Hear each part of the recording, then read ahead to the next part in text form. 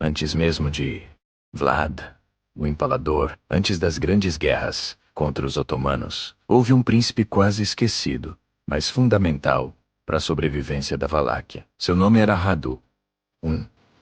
Raduiz foi filho legítimo de Nikolai Alexandru Bazarab, membro direto da poderosa dinastia Bazarab, a família que fundou o estado da Valáquia no século XIV, numa região constantemente ameaçada por impérios maiores e mais organizados. Nascido provavelmente em meados do século XIV, Radu, e cresceu em um ambiente político instável, onde o poder não era herdado automaticamente, mas precisava ser defendido com alianças, diplomacia e força. Quando Nikolai Alexandro morreu, por volta de 1364, a Valáquia entrou em um período de disputas internas entre os boiardos, a nobreza local. Somente anos depois, aproximadamente em 1377, Radu conseguiu se afirmar como voivada da Valáquia, assumindo o trono em Curtia de Arge, o principal centro político e religioso do Principado. O mundo em que Radu governou estava mudando rapidamente. Ao sul, o Império Otomano já havia atravessado para a Europa e começava a subjugar os Balcãs.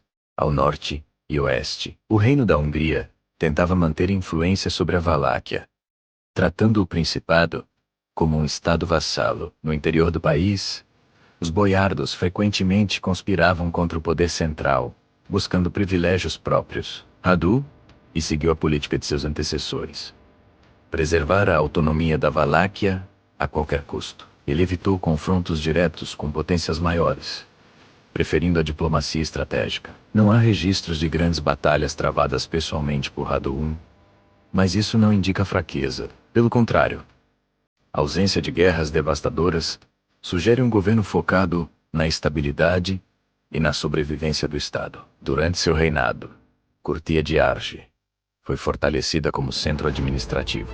Escavações arqueológicas realizadas ao longo dos séculos revelaram fundações de edifícios principescos reforçados, estruturas defensivas ampliadas e um desenvolvimento contínuo da cidade. Esses vestígios indicam que o governo de Radu investiu na consolidação interna, preparando a Valáquia para tempos mais violentos que viriam nas décadas seguintes. A relação de Radu com a Igreja Ortodoxa foi essencial. Inscrições medievais encontradas em igrejas e mosteiros da Valáquia mencionam seu nome e seu título de voivoda, confirmando sua existência histórica e sua legitimidade dinástica como filho de Nikolai Alexandru Bazarab. Essas inscrições são hoje uma das principais provas documentais sobre seu reinado. Embora não existam moedas com o nome direto de Radu, e arqueólogos encontraram tesouros monetários datados de seu período, mostrando que a economia da Valáquia estava ativa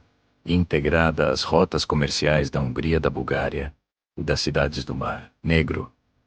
Isso revela um principado funcional, capaz de sustentar sua elite, seu exército e suas instituições religiosas. Radu governou em silêncio, longe dos relatos épicos que marcaram outros príncipes. Mas esse silêncio é justamente o que torna seu reinado tão importante. Em uma época em que muitos governantes desapareceram em guerras ou traições, Radu manteve a continuidade do Estado valaquiano e da dinastia Bazarab. Por volta de 1383, Radu morreu. A causa de sua morte permanece desconhecida. Não há registros de assassinato, doença específica ou morte em batalha. A tradição histórica e as evidências arqueológicas indicam que ele foi provavelmente enterrado em Curtia de Arge, junto a outros membros da dinastia Bazarab. Embora sua tumba nunca tenha sido identificada com absoluta certeza, após sua morte, a Valáquia voltou a enfrentar instabilidade política, algo comum na região naquele período. Ainda assim, o governo de Radu deixou uma base sólida. Sem ele, os governantes posteriores teriam dado um estado mais frágil, menos organizado e mais vulnerável à expansão otomana. Radu não foi um conquistador lendário, nem um guerreiro imortalizado em crônicas sangrentas. Ele foi algo talvez mais raro.